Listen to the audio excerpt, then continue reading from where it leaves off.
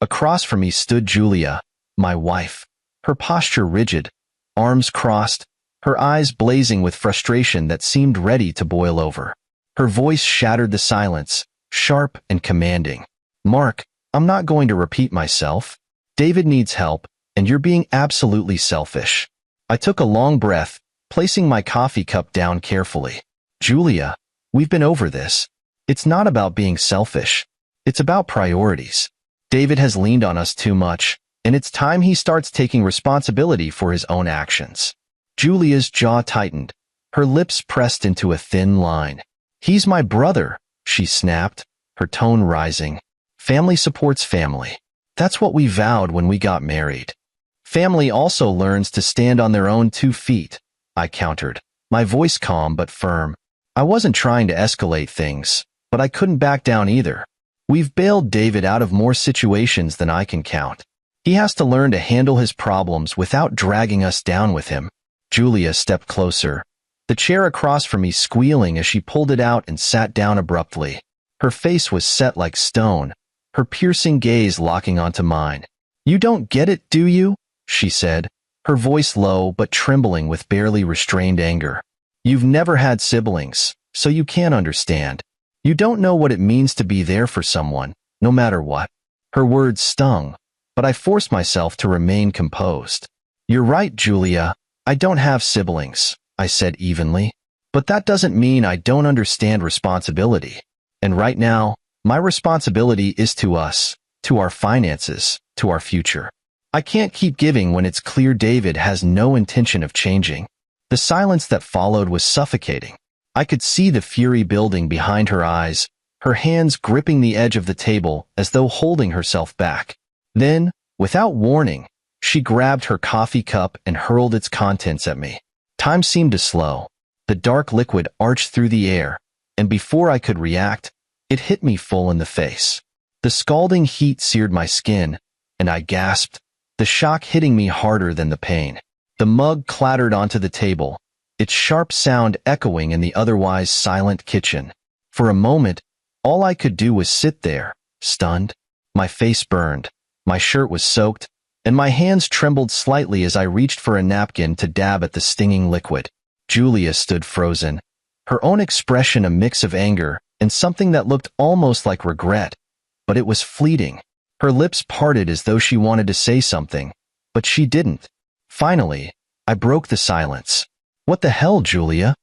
My voice was low, quiet even, but the weight of my disbelief carried more force than if I'd shouted. "You pushed me, Mark," she said, her tone defensive, though there was a hint of unease in her voice. "I didn't mean." "No," I cut her off, standing slowly. "You meant it. You were angry, and you meant every bit of this." I gestured to my soaked shirt and reddened skin. "This isn't just about David. This is about control. About you thinking you can manipulate me into doing what you want, no matter how it affects me, or us." Julia's expression hardened again, the moment of hesitation gone. "You're being dramatic," she said, waving her hand dismissively. "It's just coffee. You're acting like I threw something at me?" I interrupted. "Because that's exactly what you did, Julia, and don't you dare minimize it." For the first time, I saw something shift in her expression. Not guilt, not apology, something closer to defiance. "If you just agreed to help David, none of this would have happened," she said, her voice rising again. "This is on you, Mark." I stared at her, my mind racing. Was this who she had always been? Had I ignored the signs, written off the red flags as stress or passion or love? Or had things changed so gradually that I didn't notice until now? "I think we're done here," I said finally, my voice flat. "I need some air." Without waiting for a response, I turned and walked out of the kitchen. The morning sunlight, once so inviting, now felt like a cruel mockery of what should have been. As I headed for the bathroom to wash the coffee from my face, one thought echoed in my mind. This isn't just about breakfast. This is about everything. I stood in the bathroom, staring into the mirror as cold water ran over my face. My skin still tingled where the coffee had burned, the redness a stark reminder of what had just happened. It wasn't just the physical sting that lingered. It was the deeper realization that something fundamental in my marriage had cracked, maybe beyond repair. I shut off the tap and leaned heavily on the sink, letting the water drip from my chin. My reflection stared back at me, tired and worn, with dark circles under my eyes that hadn't been there a few years ago. How had I gotten here? When had Julia become someone who could throw coffee in my face during an argument? Or maybe the real question was, when did I stop recognizing the woman I married? As the cool air from the vent hit my damp skin, memories began to swirl in my mind. I remembered our early days, Julia and I laughing over burnt dinners in our first tiny apartment, staying up late talking about our dreams, her teasing me about my obsession with organizing the spice rack. Those moments seemed so far away now, like they belonged to a different lifetime. Back then, we were a team. We had each other's backs, no matter what. But somewhere along the line, things had changed. Julia had changed. Or maybe I had changed, and I just hadn't realized it until now. I thought about David, her brother. He had always been a source of tension between us. From the beginning, Julia had insisted that helping him was part of being a family. I'd agreed at first, loaning him money here and there, covering his rent once or twice. But the requests never stopped, and they were never small. A new car because his old one didn't fit his image. A trip to Vegas to de-stress. A loan for a business idea that never materialized. And every time, Julia defended him, made excuses for him. He's just going through a rough patch, she'd say. He'll pay us back once he gets on his feet. But he never did. I tried to set boundaries, but Julia always found a way to push back. It's my brother, Mark, she'd say, her tone dripping with exasperation. How can you be so heartless? Heartless. That word always stung. I'd spent so much time questioning myself, wondering if maybe I was being too rigid, too unyielding. But deep down, I knew the truth. This wasn't about being heartless. It was about being drained, emotionally, financially, and now, physically. I ran a hand through my hair, feeling the tension in my shoulders. Today wasn't the first time Julia had crossed a line. It was just the most blatant. The raised voices, the guilt trips, the subtle digs at my character. They'd been happening for years, but I'd convinced myself it wasn't as bad as it felt. It's just a rough patch, I'd tell myself. All couples argue. She's under stress. Things will get better. But would they? Or had I been lying to myself all along? The sound of the faucet dripping pulled me back to the present. I straightened, looking at my reflection again. My shirt was ruined, the coffee stain spreading like a bruise across the fabric. I peeled it off and tossed it into the laundry basket, then reached for a fresh one from the cabinet. The act of changing felt almost symbolic, like shedding a layer of myself that I didn't need anymore. As I buttoned up the clean shirt, a new thought began to take shape. What if this wasn't just about David or the coffee or even the argument itself? What if this was about a pattern? A pattern of me bending, compromising, and giving, while Julia took and demanded more. And what if I didn't want to keep living like this? The idea was unsettling, but it also carried a strange kind of clarity. For years, I'd convinced myself that holding on was the only option. That walking away would mean failure, betrayal, weakness. But now, standing in that bathroom, I started to wonder if holding on was the real betrayal, the betrayal of myself. I turned away from the mirror and walked back into the bedroom. Julia was nowhere to be seen, and the silence in the house was heavy, almost oppressive. My phone buzzed on the nightstand, and I picked it up instinctively. It was a text from my best friend, Ryan. We hadn't talked much in the past year. Julia never liked him, said he was a bad influence. But now, seeing his name on the screen, I felt an overwhelming urge to respond. I typed out a quick message. Hey, you busy? The reply came almost instantly. For you? Never. What's up? I stared at the screen for a moment, my thumb hovering over the keyboard. How do you explain in a few words that your marriage is falling apart? That the person you thought you'd spend your life with just threw coffee in your face? That you're starting to wonder if staying is the worst decision you've ever made? Finally, I settled on a simple response. Can we talk? Ryan's reply was immediate. Of course. Come over whenever you're ready. As I set the phone down, I felt a strange mix of emotions. relief, fear, and something that felt dangerously close to hope. I didn't know what would come next, but for the first time in a long time, I was starting to think about what I needed, what I wanted.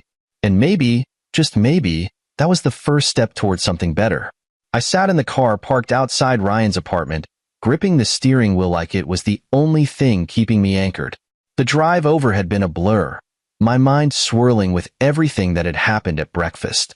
My cheek still tingled faintly where the coffee had burned, but the real sting was somewhere deeper, lodged in my chest. The thought of going back to that house, to Julia, felt suffocating. But sitting here, trying to make sense of it all, wasn't much better. Ryan lived in one of those modern complexes with clean lines and bright paint, the kind of place Julia would have called soulless. Ironic, considering how hollow I felt walking through the front door of our own home every day. I grabbed my phone and texted him, "I'm here." A moment later, the door to the building opened, and there he was, standing in jeans and a faded hoodie, his hair still messy from sleep. Ryan and I had been friends since college, through bad breakups, late-night study sessions, and too many beers at the local dive bar. He grinned when he saw me, but his smile faltered as he got closer. "Mark," he said, his voice careful, like he was talking to someone on the edge of a cliff. "What's going on? You look like you've been hit by a truck." "Not a truck," I said, managing a weak laugh. "Coffee." His brow furrowed, but he didn't push. "Come on up." Ryan's apartment was exactly as I remembered, cluttered but cozy, with mismatched furniture and a faint smell of coffee and cinnamon. He waved me toward the couch and disappeared into the kitchen. Moments later, he returned with 2 mugs and handed one to me. "I figured coffee might not be your thing right now," he said, nodding at the tea he'd brewed instead. I gave him a small, grateful smile and took a sip. The warmth was soothing, but it didn't stop the knot in my stomach from tightening. Ryan sat down across from me, waiting. He always knew when to stay quiet, which was probably why we'd stayed friends for so long. "It's Julia," I said finally, my voice sounding foreign in the quiet room. "This morning, she threw coffee in my face." Ryan's eyes widened, but he didn't interrupt. I took another sip of tea, the words tumbling out in a rush. I told him about the argument, about David's constant demands, about Julia's refusal to set boundaries. And then, finally, about the moment she snapped and threw her coffee at me.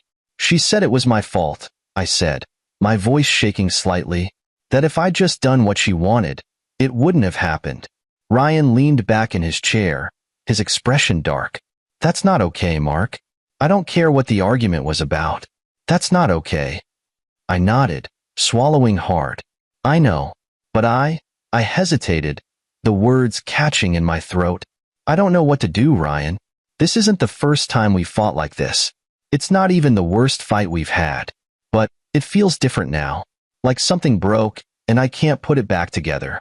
Ryan watched me for a long moment, his expression unreadable. Finally, he leaned forward, resting his elbows on his knees. "Look, I'm not going to tell you what to do, but you've been unhappy for a long time, Mark. Every time we talk, you tell me about another fight, another argument, another way Julia's made you feel like crap. And every time, you say the same thing, it'll get better. But it hasn't, has it?" I shook my head, staring down at the tea in my hands. "No, it hasn't." "So maybe," he said carefully, "it's time to stop waiting for it to get better. Maybe it's time to start thinking about what's best for you." The words hit me like a punch to the gut. I'd spent so much time trying to fix things, trying to make Julia happy, trying to hold everything together. I hadn't stopped to think about what I wanted, or needed, in years. "I don't even know where to start," I admitted, my voice barely above a whisper. Ryan nodded, his expression softening. "That's okay. You don't have to figure it all out right now. Just take it one step at a time." "First step? Don't go back to that house tonight." I looked up at him, startled. "What?" "Stay here," he said simply. "At least for tonight. Give yourself some space to think without her breathing down your neck." The thought of staying away from the house, even for one night, felt both terrifying and like a relief I didn't know I needed. "Are you sure? I don't want to impose." Ryan rolled his eyes. "You're not imposing. Besides, I've got beer in the fridge and a couch that's way comfier than it looks. What more do you need? For the first time all day, I felt a small flicker of hope. Maybe he was right. Maybe I didn't have to have all the answers right now. Maybe the first step was just stepping away. Okay, I said finally, setting the tea down on the coffee table. Okay, I'll stay. Ryan grinned, clapping me on the shoulder. Good. Now let's order some pizza, watch something stupid on TV, and not think about your crazy wife for a few hours. I laughed, the sound shaky but real. For the first time in what felt like forever, I didn't feel so alone. The road ahead was still unclear, but at least I wasn't walking it by myself. And for now, that was enough.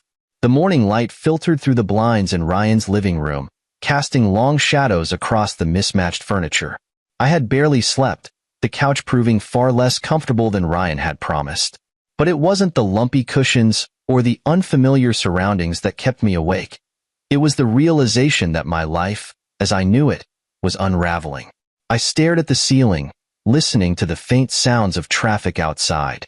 Ryan's snores echoed from his bedroom, a strangely comforting reminder that someone was close by. I hadn't told him everything yet. I'd skirted around the bigger issues, kept the ugliest parts of my marriage hidden even from myself. But after last night's conversation, I knew I couldn't avoid the truth much longer. By the time Ryan shuffled into the living room, rubbing the sleep from his eyes, I was already nursing a second cup of coffee. He raised an eyebrow at me, his messy hair and faded t-shirt a stark contrast to my tense, polished appearance. "You're up early," he said, heading to the kitchen. "Or did you even sleep?" "Not much," I admitted, staring into my mug. "Too much on my mind." Ryan returned with his own coffee, sinking into the armchair across from me. He didn't say anything, just watched me with that patient, knowing expression he always had when he knew I was about to crack. And crack I did. "I don't know what to do," I said, my voice breaking slightly. "I don't even know where to start." Ryan leaned forward, resting his elbows on his knees. "Start by telling me everything," he said simply. "No holding back." I hesitated, the words caught in my throat, but then they started spilling out, faster than I could control. I told him about the years of arguments, the constant guilt trips, the way Julia always seemed to twist every situation to make me feel like the bad guy. I told him about David and his endless demands, about how I tried to set boundaries only to have them ignored. And finally, I told him about yesterday morning, the coffee, the accusations, the look in Julia's eyes when she realized what she'd done. Ryan didn't interrupt, didn't try to offer solutions or platitudes. He just listened, his expression growing darker with every word. By the time I finished, I felt like I'd been wrung out. Every ounce of anger and frustration poured into the space between us. "Mark," he said finally, his voice low and steady, "this isn't just a rough patch. This is abuse." The word hit me like a slap. Abuse. I'd avoided calling it that, convinced that what I was going through wasn't bad enough to warrant the label. But hearing Ryan say it out loud, with such certainty, made me realize that I'd been lying to myself for years. "I don't know what to do," I said again, my voice barely above a whisper. Ryan sat back, crossing his arms over his chest. "You don't have to have all the answers right now. But the first step? You need help, real help. A lawyer, maybe even a therapist. Someone who can help you figure out how to get out of this." I nodded slowly, the weight of his words sinking in. "A lawyer sounds expensive." Ryan smirked. "Lucky for you, I know a guy. Well, more like a friend of a guy, but he's good. Handles stuff like this all the time. I'll give him a call." "Are you sure? I don't want to waste his time." "Mark, this isn't wasting anyone's time. You've been dealing with this crap for years. It's time to start putting yourself first." The thought was both terrifying and liberating. I'd spent so long bending over backward to make Julia happy, to avoid conflict, to keep the peace. The idea of putting myself first felt almost selfish. But maybe Ryan was right. Maybe it wasn't selfish, it was necessary. "Okay," I said finally. "Call him." Ryan grinned, pulling out his phone. "You won't regret this." As he stepped out onto the balcony to make the call, I leaned back on the couch, letting out a shaky breath. For the first time in years, I felt a tiny flicker of hope. It wasn't much, but it was enough to keep me going. When Ryan returned, he was grinning. Good news. He can see you tomorrow morning. I'll go with you if you want. I nodded, grateful for the offer. Thanks, Ryan. I don't think I can do this alone. You're not alone, he said firmly. Not anymore. For the rest of the day, Ryan and I worked on a plan. We listed out everything I needed to do. Gather important documents, secure my finances, start looking for a place to stay. The list felt overwhelming, but having it written down made it feel more manageable, like I finally had a roadmap out of the mess I'd been living in. As the day turned into evening, I found myself feeling lighter, like a weight had been lifted from my shoulders. I wasn't out of the woods yet, not by a long shot, but for the first time, I could see a way forward. And for now, that was enough. The next morning, the sunlight pouring through Ryan's apartment felt unusually bright, almost intrusive. I hadn't slept much again, but this time, it wasn't restlessness. It was anticipation, anxiety, dread. Today was the day I would finally confront Julia. After everything, it was time to make it clear that I couldn't do this anymore. Ryan was already up, pacing the small kitchen with his phone in hand. All right, the lawyer is expecting you this afternoon, he said, glancing at me. But first, you need to have that talk with Julia. I nodded, my stomach twisting into knots. I'd spent all night rehearsing what I wanted to say, but now that the moment was here, my mind felt blank. How do you tell your wife that the life you built together is over? How do you end something that, for better or worse, has been your entire world for years? You sure you don't want me to come with you? Ryan asked, leaning against the counter. I shook my head. No, I need to do this alone. If she sees you, it'll just give her something else to focus on. This needs to be between me and her. Ryan didn't look convinced, but he nodded. All right, just call me if things get out of hand. I promised I would, but deep down, I wasn't sure what out of hand even meant anymore. Wasn't the coffee incident enough? The drive back to the house was eerily familiar. Every turn and landmark etched into my memory like a map I couldn't escape.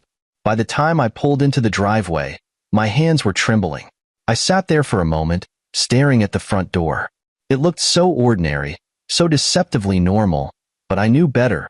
Behind that door was the life I was about to leave behind. I stepped out of the car, my legs feeling like they were made of lead, and walked up to the door. The house was quiet when I stepped inside. The only sound the faint hum of the refrigerator in the kitchen. Julia was sitting at the dining table, scrolling through her phone, a mug of coffee in front of her. For a moment, the scene was almost peaceful, but the tension in the air was undeniable. She looked up as I entered, her expression unreadable. You're back, she said simply, her tone devoid of warmth. I nodded, setting my keys on the counter. We need to talk. Julia's brow furrowed. About what? If it's about David, I'm not doing this again.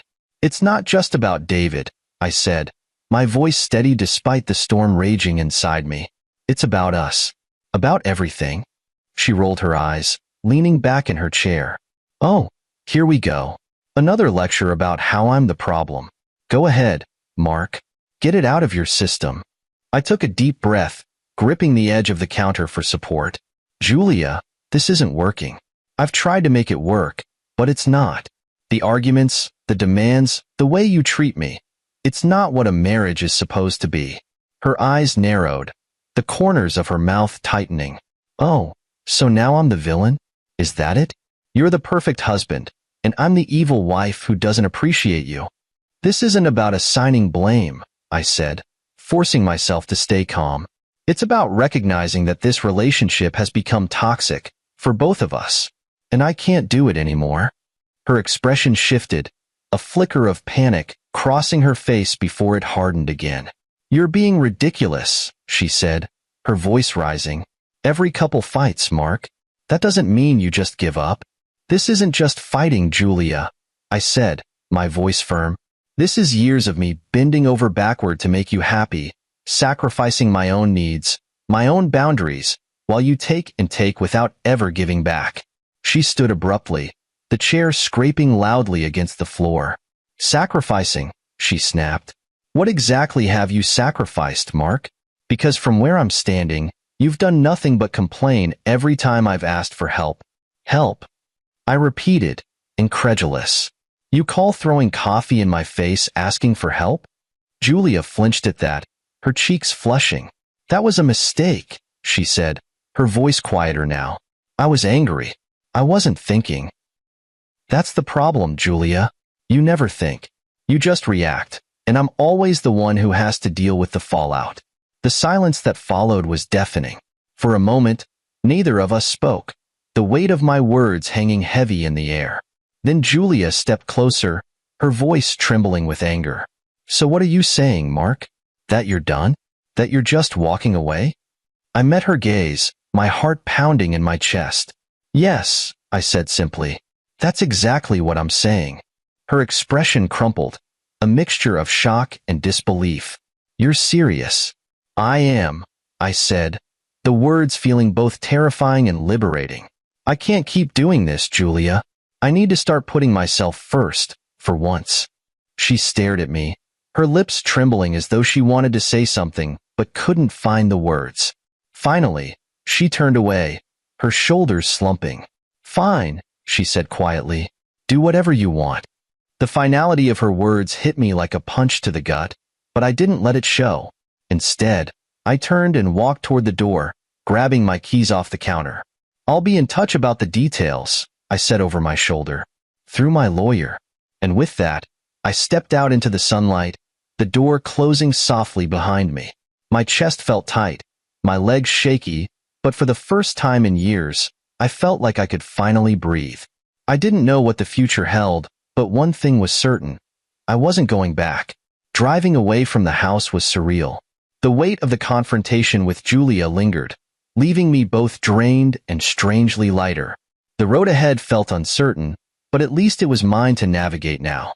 For years, I had been living on autopilot, putting out fires in a marriage that had long since lost its warmth. Today marked the first step toward reclaiming my life. I pulled into Ryan's driveway, my mind already racing with what needed to be done. The house might still hold my name, but it no longer felt like home. That realization hit me hard, but it also fueled a sense of urgency. If I was going to rebuild, I needed to act fast and think strategically. Ryan opened the door before I could even knock. Well, he asked, his tone cautious. It's done, I said, stepping inside. She knows it's over. Ryan let out a low whistle, closing the door behind me. How'd she take it? I shrugged, sinking onto the couch. About as well as you'd expect. There was some yelling, some guilt-tripping, but she didn't fight me as hard as I thought she would. I think she knew this was coming. He nodded, handing me a cold bottle of water. That's a start. Now comes the hard part. I raised an eyebrow. Harder than this morning? Ryan smirked. Way harder. You've got to plan your next moves. Money, housing, legal stuff. You've got to make sure she doesn't blindside you later. He wasn't wrong. I took a deep sip of water and leaned back, staring at the ceiling. Where do I even begin? Ryan grabbed a notebook and pen from the kitchen counter, flipping to a fresh page. First things first, finances. You've got joint accounts, right? I nodded. Yeah, but most of our money is in my paycheck. She doesn't work, so? So you need to protect yourself, Ryan cut in. Transfer your direct deposit into a new account. Cancel the credit card she has access to. Make sure she can't run up debt in your name while you're sorting things out. I frowned. That feels harsh. It's not harsh, Ryan said firmly. It's smart. Trust me, you don't want to deal with a financial mess on top of everything else. This isn't about being petty. It's about being prepared. He was right. Julia had never been shy about spending, and if she felt vindictive, there was nothing stopping her from draining our accounts or maxing out the cards. I pulled out my phone and started jotting down notes. New bank account. Cancel joint credit cards. Update passwords. What's next? I asked. Housing, Ryan said, tapping his pen against the notebook. You staying here for now, or are you thinking of finding your own place? I hesitated. The thought of staying with Ryan indefinitely didn't sit right with me. I didn't want to overstay my welcome. But finding a new place felt overwhelming, especially when I wasn't sure what my financial situation would look like after the divorce. Here for now, I said finally, but I'll start looking for something small. An apartment, maybe? Ryan nodded. Good call. In the meantime, make a list of things you'll need from the house. Clothes, important documents, anything you don't want to lose. I winced at the thought of going back there, but he was right again. There were things I couldn't leave behind. My passport, birth certificate, insurance documents, and a few personal items, like the watch my dad gave me before he passed. I'll figure that out, I said, scribbling another note. Legal stuff, Ryan continued. You've got the meeting with the lawyer this afternoon, right? Yeah, I said, but I don't even know what to ask. Ryan leaned forward, his expression serious. Ask about everything. Divorce proceedings, restraining orders if you need them, how to protect your assets. The more you know, the better prepared you'll be. I nodded, my stomach churning at the thought of sitting across from a lawyer and laying out the mess my life had become. But Ryan was right. This was about taking control, even if it meant facing some uncomfortable truths. What about work? He asked, glancing at me. You taking time off, or are you going back? I hesitated. My job was a lifeline, both financially and emotionally, but I couldn't imagine walking into the office and pretending everything was fine. I'll go back, I said finally, but maybe not this week. I need a few days to figure things out. Ryan grinned. You're doing good, man. This is the hardest part, but you're handling it. I let out a short laugh. Doesn't feel like it. Trust me, he said, clapping me on the shoulder. You've got this. The rest of the morning was a blur of phone calls and emails. I opened a new bank account, canceled the joint credit cards, and updated the passwords on everything from my email to my online banking. Each task felt like a small victory, a step closer to independence. When it was time to leave for the lawyer's office, Ryan insisted on coming with me. You'll need someone to take notes, he said with a grin. Plus, I want to see this lawyer of yours in action. I didn't argue. Having him there made the whole thing feel less daunting. The lawyer's office was smaller than I expected, tucked into a modest building on the edge of downtown. The receptionist greeted us warmly, and within minutes, we were sitting across from a man who looked every bit the part of a no-nonsense attorney. Mr. Peters, he said, extending a hand, I've been briefed on your situation. Let's talk about how we're going to protect you. For the next hour, we went over everything, finances, assets, what to expect in the divorce process. He was thorough and direct, laying out a clear plan for the months ahead. By the time we left, I felt a strange sense of relief. It wasn't over yet, not by a long shot, but for the first time, I felt like I had a fighting chance. As Ryan and I walked back to the car, he clapped me on the back. See? You're handling this like a pro. I managed a small smile. One step at a time. One step at a time, he agreed. And you're not alone. I nodded, gripping the keys in my hand. It was a long road ahead, but for the first time in years, I felt like I was finally moving in the right direction. The drive back to Ryan's place after meeting with the lawyer felt like a strange mix of accomplishment and dread. I had taken tangible steps forward, canceling joint accounts, securing legal representation. But the confrontation with Julia loomed heavy in my mind. I knew she wouldn't take my departure lying down, and I had no illusions that things would somehow remain civil. Julia didn't lose gracefully. As I pulled into Ryan's driveway, my phone buzzed on the passenger seat. I glanced down to see Julia's name flashing on the screen. My chest tightened as I debated whether to answer.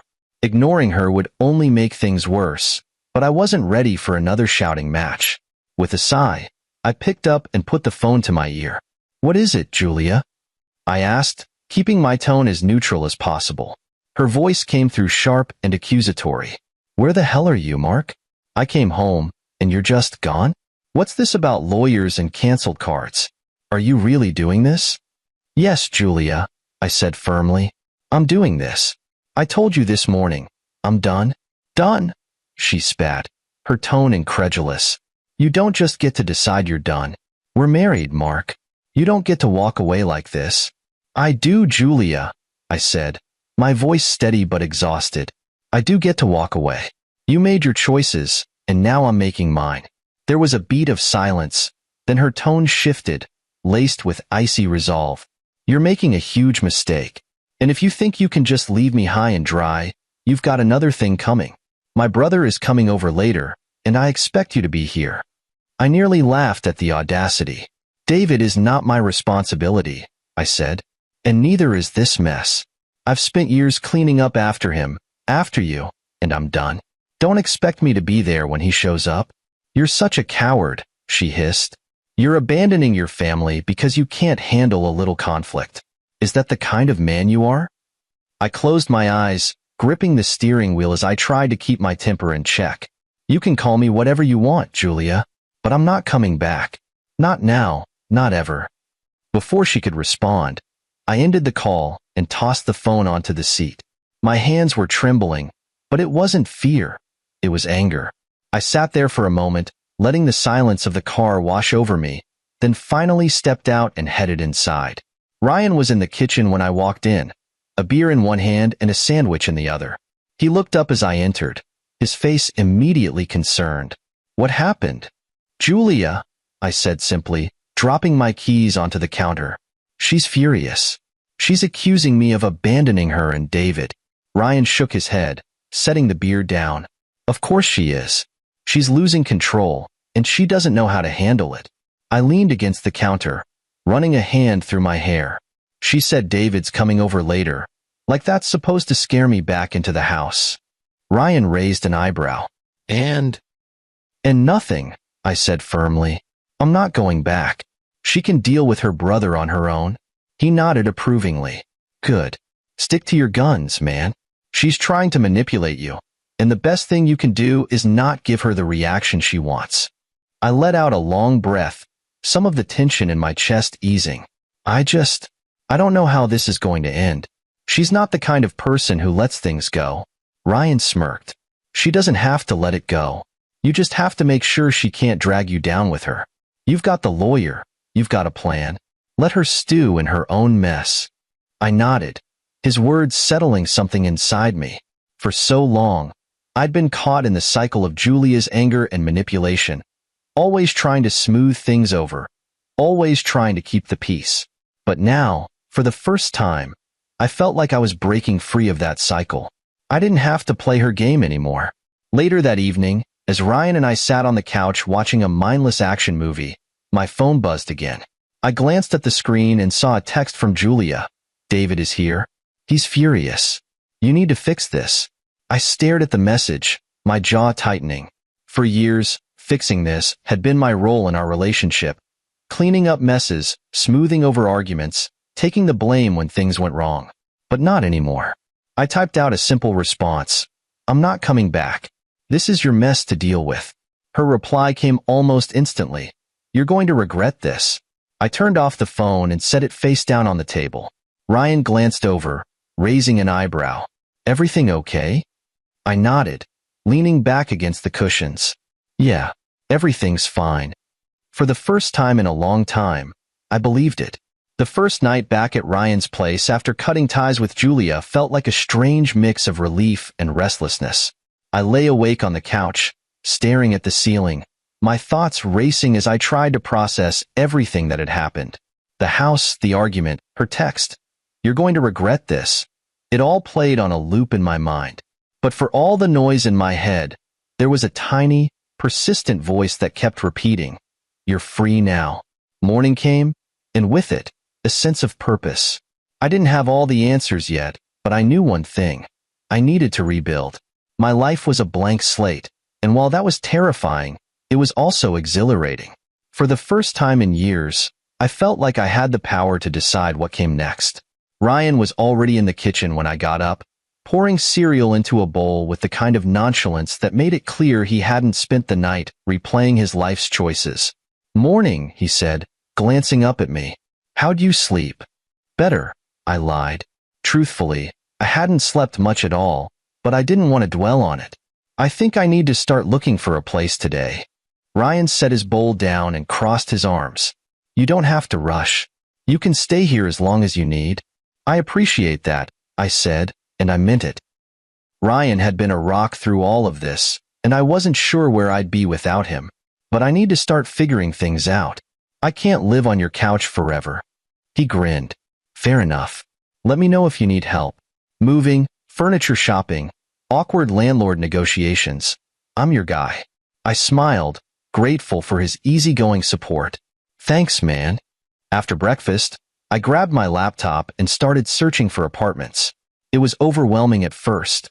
There were so many options, and I had no idea where to start. Did I want to be close to work? Near a park? Somewhere with a view? I realized I hadn't thought about what I wanted in a long time. Most of my decisions over the past few years had revolved around Julia, her preferences, her needs, her demands. The realization was sobering. I decided to narrow it down to the essentials: affordable, safe, and within a reasonable distance from work. The rest could come later. After a couple of hours, I found a promising lead: a small one-bedroom apartment in a quiet neighborhood. It wasn't fancy, but it looked clean and well-maintained, and the rent was within my budget. I called the landlord, a pleasant-sounding woman named Mrs. Turner, and arranged to see the place that afternoon. As I hung up, I felt a strange mix of anxiety and excitement. This was happening. I was really doing this. Mrs. Turner met me at the apartment, a cheerful woman in her 60s with silver hair and a warm smile. "You must be Mark," she said, shaking my hand. "Come on in. I'll show you around." The apartment was small but cozy, with hardwood floors and large windows that let in plenty of light. The kitchen was dated but functional, and the living room had just enough space for a couch and a TV. The bedroom was small but had a decent closet, and the bathroom, while basic, was clean. "It's not much," Mrs. Turner said as I looked around, "but it's a good place to start. I had a young couple living here before, but they just bought a house, so it's available immediately." "It's perfect," I said, surprising myself with how much I meant it. For the first time in years, I felt like I could see myself somewhere. A place that was mine and mine alone. Mrs. Turner smiled. "I like your enthusiasm. If you're interested, we can start the paperwork today." "I'm interested," I said without hesitation. By the time I got back to Ryan's place that evening, I had signed the lease and picked up the keys. It felt surreal, holding that small piece of metal in my hand. It represented so much more than just access to an apartment. It was freedom, independence, a fresh start. Ryan greeted me at the door, grinning when he saw the keys. "Well, look at you, Mr. Independent. How's it feel?" "Terrifying," I admitted, but I couldn't help but smile. "And amazing." He clapped me on the back. "You're doing it, man. One step at a time." The next few days were a whirlwind of packing and planning. I made a list of things I needed to grab from the house: clothes, documents, a few personal items, and scheduled a time to pick them up when Julia wouldn't be there. It was awkward and uncomfortable, but I got through it without incident. Each item I packed into my car felt like reclaiming a piece of myself. When moving day arrived, Ryan and a few mutual friends helped me haul boxes and furniture into the new place. It was exhausting, but by the end of the day, I was surrounded by my belongings in a space that felt like the beginning of something new. That night, I sat on the floor of my empty living room, eating pizza and staring at the walls. The apartment was quiet, almost too quiet, but it didn't feel lonely. It felt peaceful. For the first time in years, I wasn't walking on eggshells or waiting for the next argument to erupt. The silence wasn't oppressive. It was mine. I leaned back against the wall, taking a deep breath. The road ahead was still uncertain, and there was a lot to figure out. But sitting there, surrounded by the bare bones of my new life, I felt something I hadn't felt in a long time: hope. The days following my move into the apartment felt like stepping into a new world, one where every decision, every corner of the space, and every silence was entirely mine. It wasn't just about unpacking boxes or arranging furniture. It was about rediscovering myself in ways I hadn't anticipated. The first morning in the new place was surreal. Sunlight streamed through the blinds, illuminating the hardwood floor and casting long shadows across the walls. There were no shouts from another room, no passive-aggressive comments lingering in the air, and no tension weighing me down. For the first time in years, I woke up without that familiar sense of dread. I made coffee and sat at the small table I'd found at a thrift store, staring out the window at the quiet street below. The neighborhood was peaceful, birds chirping, a jogger passing by, someone walking their dog. It was a far cry from the chaos I had left behind. As I sipped my coffee, I felt something I hadn't felt in a long time: contentment. The next few weeks were a whirlwind of adjustment and growth. I threw myself into creating a routine, something steady to ground me. Work became my anchor during the day, and in the evenings, I spent time organizing the apartment, making it my own. Each small act, hanging a picture, placing books on a shelf, buying a new rug, felt like a step toward reclaiming my independence. But the nights were the hardest. Without the distractions of work or unpacking, the silence could feel heavy, almost suffocating. Memories of Julia and the life we had built together would creep in, uninvited. I would sit on the couch, staring at old photos I hadn't yet been able to part with, and wonder how things had gone so wrong. There was grief there, mixed with anger and a strange sense of relief. I was mourning the life I thought I'd have, while also celebrating the chance to start over. One day, as I was unpacking a box labeled "Personal," I came across my old journal. I hadn't written in it in years. Julia always dismissed it as a waste of time. But holding it in my hands, flipping through the pages filled with my younger self's dreams and thoughts, something stirred inside me. I grabbed a pen, sat at my small desk, and started writing. At first, the words came haltingly. I wrote about the move, the apartment, the sheer exhaustion of starting over. But as I kept going, the floodgates opened. I wrote about Julia, the good times, the bad, the moments that made me realize I had to leave. I wrote about the years I had spent compromising, losing bits of myself in the process. And as the words spilled onto the page, I felt lighter, as though I was shedding the weight of the past. Reconnecting with old friends became another unexpected source of healing. Ryan had encouraged me to reach out to people I'd lost touch with, people Julia had pushed away or dismissed as bad influences. I started small, a text here, a coffee meetup there. Each conversation reminded me of the person I used to be before my life revolved around Julia and her demands. One particularly poignant meeting was with Sarah, an old colleague who had always been a supportive presence. Over coffee, I shared my story, something I hadn't done with many people yet. Her reaction was one of genuine concern and validation. "Mark," she said, her voice steady, "you're brave for walking away. Not everyone can do that. Give yourself credit for the strength it took." Her words stuck with me. For so long, I had seen leaving as a failure, an admission that I couldn't fix my marriage. But Sarah helped me reframe it. Leaving wasn't failure, it was survival. It was strength. As the weeks turned into months, the apartment began to feel like home. The walls, once bare, were now adorned with photos, artwork, and pieces that reflected who I was, not who Julia expected me to be. I found joy in the small things: cooking meals without criticism, reading late into the night, playing music as loud as I wanted. These weren't grand gestures, but they were mine, and that made them powerful.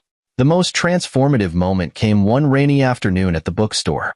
I was browsing the fiction section when I came across a book I'd loved in college, The Awakening by Kate Chopin. I remembered how deeply Edna's story of self-discovery had resonated with me back then.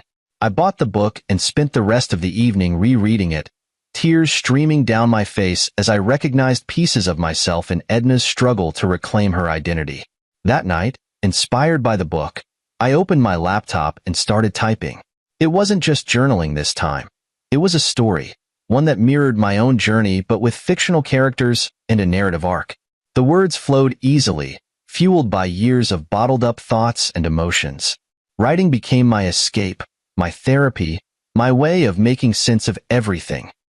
By the time the divorce was finalized, I felt like a different person.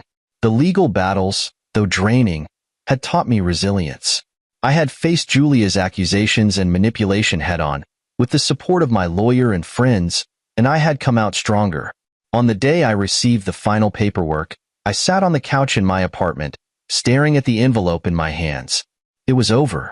The chapter of my life that had been defined by Julia and her demands was officially closed. I wasn't just free of her. I was free to be myself. That evening, I made myself a simple dinner, poured a glass of wine, and sat at my desk to write. The story I was working on had grown into something larger, something that felt meaningful. It wasn't just about my experiences. It was about hope, resilience, and the power of choosing yourself. As I typed the final words of the chapter, I leaned back in my chair and smiled. The road ahead was still uncertain, but for the first time in years, I wasn't afraid of what was to come. This wasn't just a new chapter in my life. It was a whole new book, and I was finally holding the pen. I raised my glass in a quiet toast to the future, to the life I was building, and to the person I was becoming. For the first time in a long time, I felt like I was exactly where I was meant to be.